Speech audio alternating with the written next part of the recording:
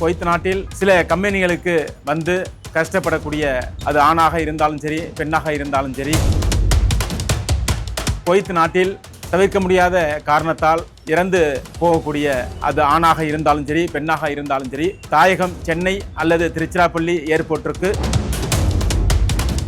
அமரர் ஊர்தி மூலியமாக இலவசமாக அவங்க சொந்த வீட்டிற்கு எடுத்து செல்லப்படுகிறது. ஒரு அரபி நாட்டில் ஒரு சகோதரர் இறந்துவிட்டால் என்றால் குறைந்தது ஒரு வாரங்காலம் அல்லது 5 நாள் அல்லது 10 நாள் 15 நாள் கூட ஆகும்.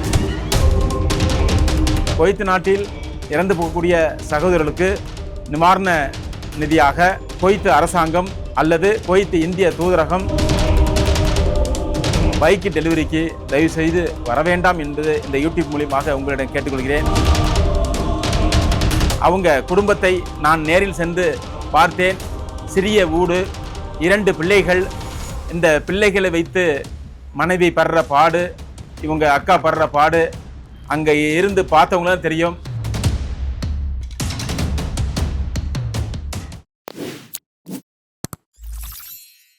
அனைவருக்கும் வணக்கம். நான் அலிபாய், திருவாரூர் மாவட்டம், கூத்தாநல்லூர் தாலுகா, பூதமங்கலம் கிராமம். குவைத் நாட்டில் கடந்த 26 வருடங்களாக மக்களுக்கு சேவை செய்து கொண்டு இருக்கிறோம். எங்களுடைய அமைப்பு தொடங்கி கிட்டத்தட்ட 11 வருடங்கள் ஆகியுள்ளது. குவைத் தமிழ் மக்கள் சேவை மையம் என்கிற குவைத் நாட்டில் ரிஜிஸ்டர் குவைத் இந்திய தூதரகம் மூலியமாக ரிஜிஸ்டர் செய்யப்பட்ட ஒரு அமைப்பு. அது மட்டும் இல்லாமல் தமிழ்நாட்டில் தமிழக அரசால் அங்கீகாரம் பெற்ற ரிஜிஸ்டர் செய்யப்பட்ட ஒரு அமைப்பு குவைத் தமிழ் மக்கள் சேவை மையம். இந்த குவைத் தமிழ் மக்கள் சேவை மையம் மக்களுக்கு என்ன செய்கிறது? முதலில் நான் குவைத்தில் உள்ள குவைத் இந்திய தூதரகத்துடைய சமூக சேவகராக கடந்த 5 வருடங்களாக பணியாற்றுகிறேன். அதற்கான அட்டையும் என்னிடம் உள்ளது. என்னவென்றால், குவைத் நாட்டில் சிரமப்படக்கூடிய அது ஆணாக இருந்தாலும் சரி பெண்ணாக இருந்தாலும் சரி, அவர்கள் சிரமம் என்று சொல்லும்போது தூதரகம் மூலியமாக அவர்களுக்கு தக்க நடவடிக்கை எடுத்து கூடிய விரைவில் நல்ல முறையில் தூதரகம் மூலியமாக அவர்களை தாய் நாட்டிற்கு அனுப்பி வைக்கிறோம். சில கம்பெனிகளுக்கு வந்து கஷ்டப்படக்கூடிய சூனு விசாக்காரர்களுக்கு அதற்கு தகுந்த ஆலோசனை வழங்குகிறோம்.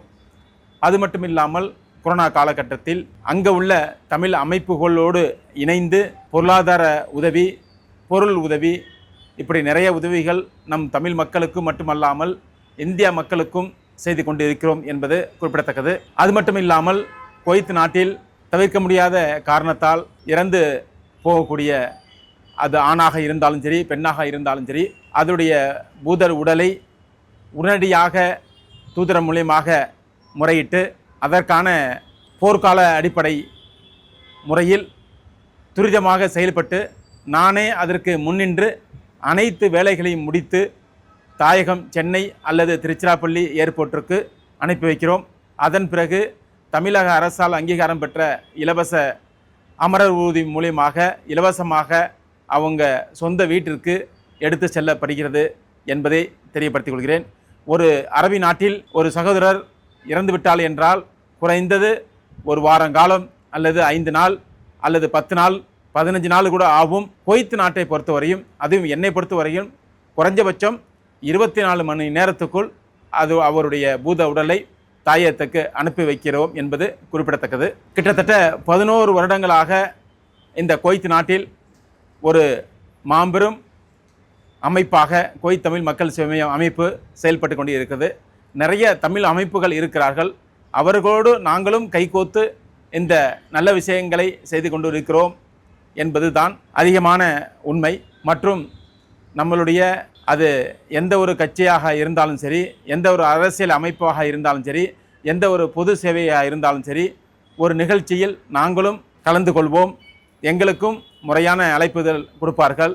அது மட்டும் இல்லாமல் தூதரத்தில் குவைத் இந்திய தூதரத்தில் நடக்கக்கூடிய அனைத்து நிகழ்ச்சிகளுக்கும் எங்களுக்கு அழைப்புதல் கொடுப்பார்கள். அது மட்டும் இல்லாமல் குவைத் நாட்டில் இறந்து போகக்கூடிய சகோதரர்களுக்கு நிவாரண நிதியாக குவைத் அரசாங்கம் அல்லது குவைத் இந்திய தூதரகம் அல்லது அந்த பணி செய்யக்கூடிய அவர்களுடைய இன்சூரன்ஸு அது அவருடைய வக்கீல் மூலியமாக வாங்கி அதிகமான அமௌண்ட்டு கொடுத்து உள்ளோம்.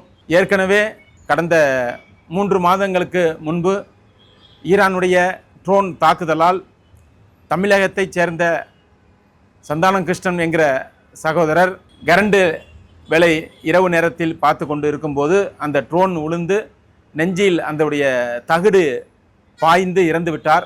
அப்போது குவைத் நாட்டில் பிளேன் போக்குவரத்து இல்லாமல் இருந்த காலகட்டம். அப்படி இருக்கும்போது தூதரகம் அதற்கான உடனடி நடவடிக்கை எடுத்து அவருடைய பூத உடலை 24 மணி நேரத்துக்குள் 30ஆம் தேதி அவர் இறந்து விடுகிறார்.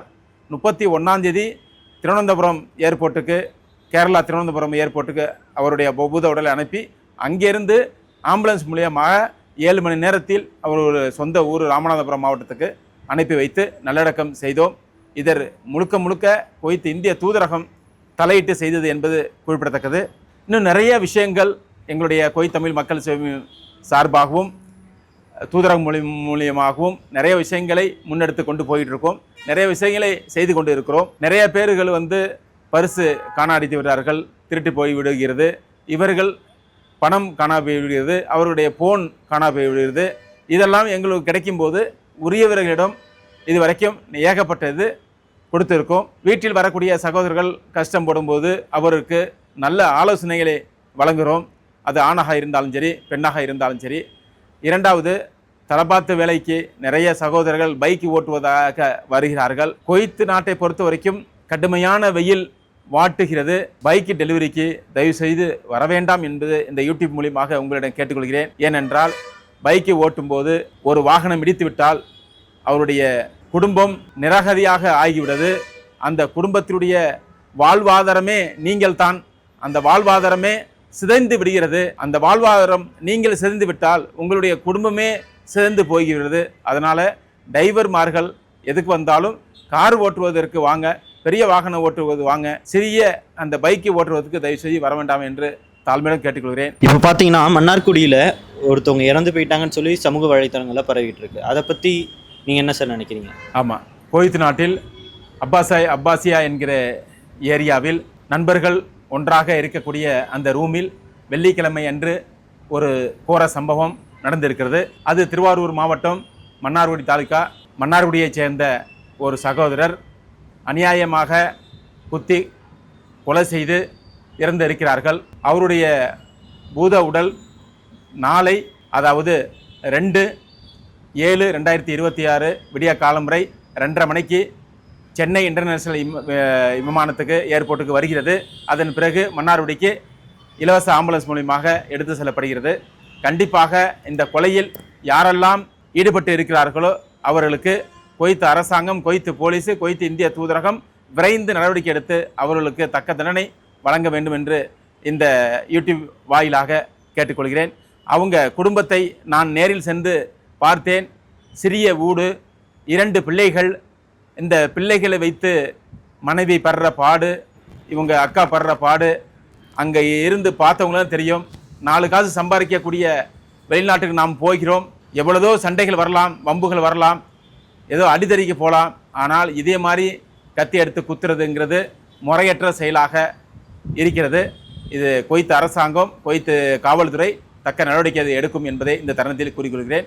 நான் இதில் முறையிட்டு குவைத் இந்திய தூதரகம் மூலியமாக பூத உடலை அவர்கள் கம்பெனியில் ₹1 கூட பைசா இந்த பாடி அனுப்புறதுக்கு தரமாட்டேன் என்று சொல்லிவிட்டார்கள். அதனால் தூதரகம் இதற்கான முழு செலவையும் ஏற்றுக்கொண்டது என்பது குறிப்பிடத்தக்கது. நன்றிங்க.